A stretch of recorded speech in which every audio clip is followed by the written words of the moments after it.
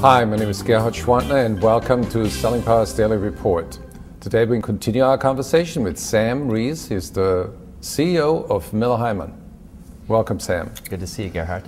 What I like about Miller Heiman is the research that comes out that's really crystal clear, that shows CSOs of what winning sales organizations are doing.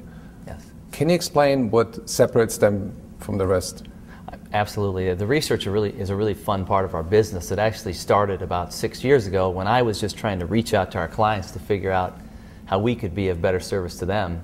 Then got all these responses and they started to say, well, there's some data that we want to run our organization. So it's grown to, this last year we had over 5,000 respondents.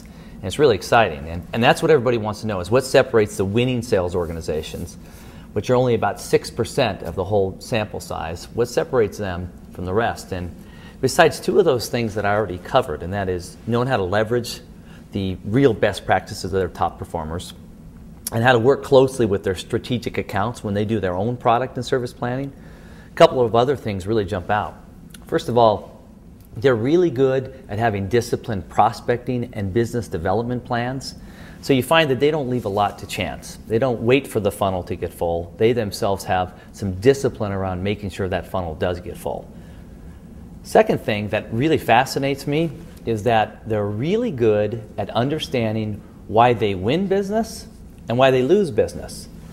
And a lot of people just nod their head and say, well, yeah, we understand that too. Not really. The winning sales organizations make a science out of that, specifically on the loss reviews. You know, when they lose a big account, everybody comes to the table and they figure out why they lost it, rather than a phone call from the rep that says, well, the competition discounted at 50%.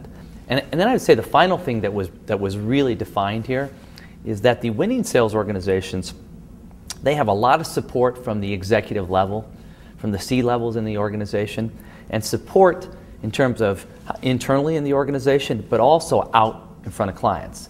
Sam, can we circle back to the funnel? Yeah. You said keeping the funnel full.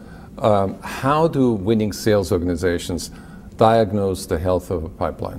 What they do, the good companies, the very best of the best, is they put a lot of definition around those sales funnels and some very specific gates that take you through a partitioned funnel.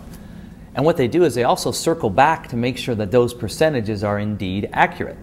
So if you think about a simple example of a funnel being divvied up in fours, and at each level the increasing percentage moves down. So maybe at the first level it's 25, 50, 75, and down there it's 100%. They actually have several criteria. Example would be, we actually know who makes the decision and we know where their budget is coming from. So what happens is when you do that and use a funnel in that method, and from that perspective, you have real dialogue and real vocabulary that leads to certain actions, instead of these haphazard approaches and everybody waiting to see whether or not a deal really happened. A lot of precision on a funnel with the way that the top organizations work. So inject a little bit more science in the guesswork. Have to. Yeah, if you don't have that science piece, then everybody takes too long to explain where they are in a process. It's too hard to decipher the language. You gotta have a common language that helps you really cut through that quickly. So you earlier said similar things about the win-loss review. What are the science data points that you try to roll out when you train people, how to look at a lost sale? So what we really try and get people to understand is how to match that opportunity to what we would consider to be an ideal customer. So there's some really specific criteria every company gets a handle on around what an ideal customer looks like. Typically, the first time they go through a loss review, they think, yeah, it looks pretty much like an ideal customer. But as you spend some time analyzing it, an example would be an ideal customer gives them access to senior decision makers. That's one of the first things that you see different as you do a loss review is, well, you really didn't have access to senior decision makers. Or maybe you were dealing with somebody that really doesn't believe in win-win or believes in commodity buying. So those are the kind of skills we try to bring to the table, because we want that loss review to be a vehicle and a launching pad to make sure that those lessons are learned and you don't have to go through those same growing pains again. So what you're saying is that if you go through the loss review, then you can dial back into the opportunity scorecard and teach salespeople on how to avoid chasing garbage trucks instead of Brinks trucks. Yeah, excellent analogy. And what I always, when I talk about that with companies, what I always get back to, and just a big thing that is one of our hot premises as a company is, nothing will cripple an organization more than wasting time chasing deals that will never come to fruition. Resources, people, forecasts, investment, and it never happens.